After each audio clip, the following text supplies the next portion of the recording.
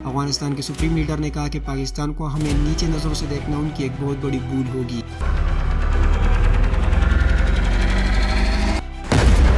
President یون نے ایک ایسی چیز کو حرکت میں لایا جس کی وجہ سے پوری ساؤتھ کوریا میں سیاسی افراتفری پھیل گئی،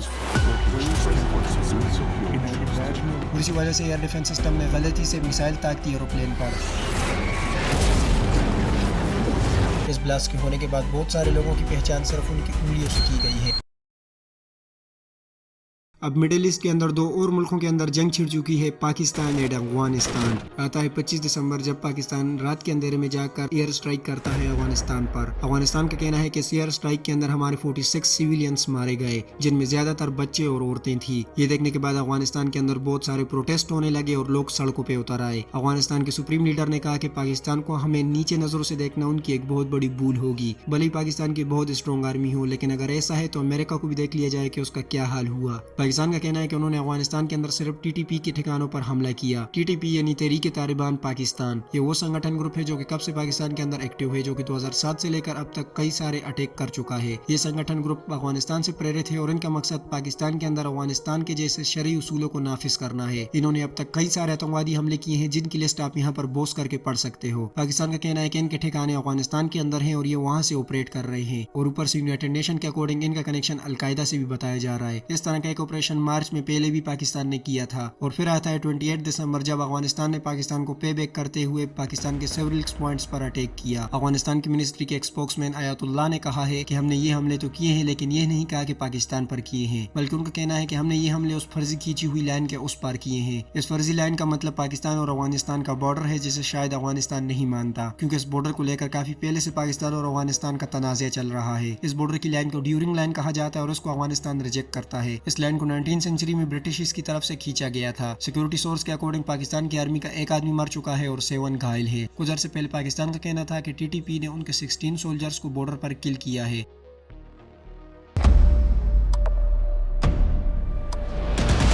ساؤتھ کوریا نے اپنے پریزیڈنٹ یون کو لاسٹ ٹائم مارشل لا لگانے کے جرم میں گرفتاری کی پرمیشن دے دی ہے۔ یہ پہلی دفعہ ہوگا کہ کسی ملک کے پریزیڈنٹ کو اریسٹ کیا جائے گا۔ یہ کنفرم ہوا ہے کرپشن انویسٹیگیشن آفس کی طرف سے۔ یہ وارنٹ صرف 6 جنوری تک ویلڈ ہے اور اس کے بعد 48 آورز کے بعد پتہ چلے گا کہ انویسٹیگیشن آگے جائے گی یا اس کو روک دیا جائے گا، کیونکہ ساؤتھ کوریا کے اس پریزیڈنٹ نے پچھلے 50 سالوں سے چلتی ہوئی ڈیموکریسی کو ختم کرتے ہوئے پہلی دفعہ مارشل لا لگایا تھا۔ انہوں نے یہ مارشل لا لگانے کی وجہ نارتھ کوریا سے بچنے اور بیرونی ملکوں کی سازش بتائی تھی، اور اسی وجہ سے یہ مارشل لا صرف 2 گھنٹے کے لیے لگا، اور اس کے بعد جب پروٹیسٹ کرنے کے لیے نکلے تو یہ ختم بھی ہو گیا۔ پریزیڈنٹ یون نے ایک ایسی چیز کو حرکت میں لایا جس کی وجہ سے پوری ساؤتھ کوریا میں سیاسی افراتفری پھیل گئی۔ اس مارشل لا کے ہٹنے کے بعد پوری ساؤتھ کوریا نے جشن منائے تھے۔ لٹرلی دنیا میں پہلی دفعہ کچھ گھنٹوں کا مارشل لا لگا تھا۔ پریزیڈنٹ یون کی پارٹی اپنی اپوزیشن سے صرف 1% کے ووٹ سے جیتی تھی۔ اب کورٹ کے پاس صرف 6 مہینے ہیں یہ ڈیسائیڈ کرنے کے لیے کہ پریزیڈنٹ یون ہٹیں گے یا وہ پھر اسی طرح پریزیڈنٹ رہیں گے، اور اگر پریزیڈنٹ یون ہٹتے ہیں تو 60 دنوں کے بعد پھر سے الیکشن کروائے جائیں گے۔ یہ ایک 37 سال کا فلسطینی باڈی بلڈر تھا۔ 6 مہینے کے بعد اسرائیل کے اس کو چھوڑ جانے کے بعد اس کی حالت کچھ اس طرح بن چکی ہے کہ یہ بغیر سہارے کے چل بھی نہیں سکتا۔ اس شخص پر کافی فزیکلی اور مینٹلی ٹارچر کیا گیا۔ اس طرح کا کئی سارا ٹارچر اب بھی کئی سارے فلسطینیوں پر جیل میں ہو رہا ہے، اور وائٹ ہاؤس کے اکارڈنگ اسرائیل کی جیلوں میں ریپ اور ابیوزز بھی ہو رہے ہیں۔ یو این اس پر بات کر رہا ہے لیکن کوئی اسٹرکٹ قدم نہیں اٹھا رہا۔ یو ایس کا کہنا ہے کہ چائنا نے ہمارے خزانے کے ڈپارٹمنٹ سسٹم کو ہیک کر لیا تھا۔ وہ ہمارے امپلائیز کے ورک سٹیشن سے انفارمیشن نکالنے میں سکسیسفل ہوئے ہیں، لیکن چائنا نے اس ایلیگیشن کو ڈینائی کیا اور امریکہ نے اس کے خلاف FBI بھی بٹھائی ہے۔ اب غزہ کے ایک طرف سمندر، دوسری طرف اسرائیل، اور بیچ میں سخت سردی۔ غزہ کو لپیٹے ہوئے سرد موسم نے 6 بچوں کو ہائپوترمیا سے مار دیا ہے۔ اس وقت غزہ کی لگ بھگ ساری پاپولیشن ٹینٹوں میں رہ رہی ہے، کیونکہ اسرائیل لگاتار غزہ اور اس کے اسپتالوں پر حملے جاری کر رکھا ہے۔ جو کچھ بھی غزہ کی ٹیریٹری کے اندر انٹر ہو رہا ہے اس پر اسرائیل کی طرف سے ریسٹرکشن لگے ہوئے ہیں، چاہے وہ پھر میڈیکل انٹرونشن ہو یا پھر ونٹر ایڈ۔ غزہ کے لوگ ایک بہت بڑے لیول پر ہیومینیٹیرین کرائسس سے گزر رہے ہیں۔ اسرائیل کے غزہ پر حملے کے بعد اب تک 45,500 لوگ مر چکے ہیں، ان میں سے زیادہ تر بچے اور عورتیں تھیں۔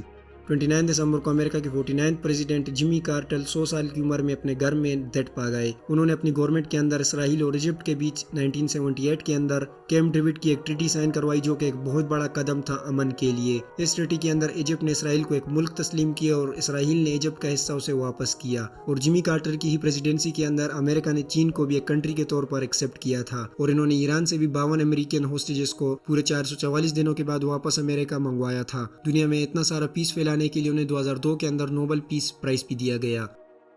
یوکرین کے پریزیڈنٹ نے کہا ہے کہ وہ اس سال بھی ان سے جو بن پڑے گا وہ رشیا کو روکنے کے لیے وہ کریں گے۔ اب 3 سال ہو چکے ہیں کہ رشیا نے یوکرین پر انویژن کیا تھا، یہاں پر اب تک جنگ چھڑی ہوئی ہے۔ سب کو لگتا ہے کہ ڈونلڈ ٹرمپ کے آنے کے بعد اس جنگ پر ایک فل اسٹاپ لگ جائے گا۔ یوکرین کے پریزیڈنٹ کا کہنا ہے کہ مجھے پتا ہے کہ ہمیں امن تحفے میں نہیں دیا جائے گا، لیکن ہم لوگ وہ سب کریں گے جو ہم میں سے ہر ایک کرے گا۔ اس جنگ کے پہلے منٹ سے ہی امریکہ یوکرین کے ساتھ ہے اور امید ہے کہ اس جنگ کے ختم ہونے کے آخری منٹ بھی امریکہ یوکرین کے ساتھ ہو۔ اس کے علاوہ یوکرین نے 5 سال کا ایگریمنٹ پورا ہونے کے بعد ان گیس کی پائپ لائنز کو بند کر دیا ہے جن سے یورپ کو گیس جاتا تھا۔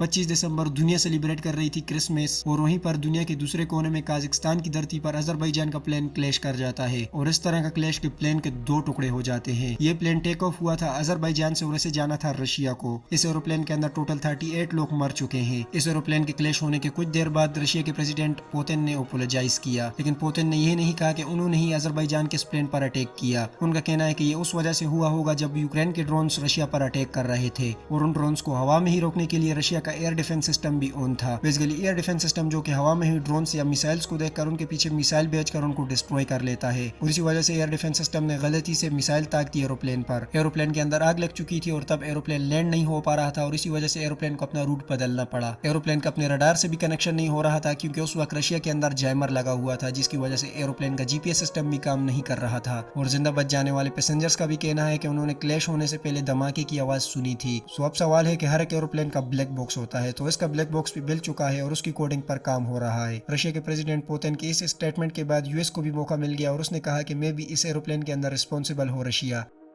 اسی طرح کا ایک اور ایروپلین کلیش ہوا ساؤتھ کوریا کے ایئرپورٹ کے رن وے کے اوپر۔ ڈیٹ آتی ہے 29 دسمبر جب ایک ایروپلین تھائی لینڈ سے اڑتا ہے کوریا جانے کے لیے۔ کوریا کے ایئرپورٹ پر جاتے ہی اس کے ٹائل نہیں کھل رہے ہوتے، یہ پوری طرح سے رن وے کے اوپر رینگتا ہوا جا کر رن وے کے آخر میں کھڑی کانکریٹ کی دیوار سے ٹکرا جاتا ہے۔ اس کے اندر اتنا بڑا بلاسٹ ہونے کے بعد صرف 2 ہی آدمی زندہ بچتے ہیں، اور وہ بھی پلین کے سٹاف میں سے تھے۔ پورے پلین کے اندر ٹوٹل 181 پیسنجرز تھے۔ اس بلاسٹ کے ہونے کے بعد بہت سارے لوگوں کی پہچان صرف ان کی انگلیوں سے کی گئی ہے۔ مرنے والوں کے فیملی ممبرز ان کی باڈی لینے کے لیے ایئرپورٹ کے اوپر آئے تھے اور ان کو باڈی ملی نہیں رہی۔ اس ایروپلین کے کلیش ہونے سے پہلے پائلٹ نے ایمرجنسی سگنل بھی دیا تھا۔ یہ جیجو ایئر لائن تھی جو کہ ساؤتھ کوریا کی سب سے سستی ایئر لائن ہے، جس کو 2005 میں بنایا گیا تھا۔ اس ایروپلین کا بھی بلیک باکس ڈھونڈ لیا گیا ہے اور خرابی ٹیکنیکل تھی یا پائلٹ کے اندر جلدی پتہ چلے گا۔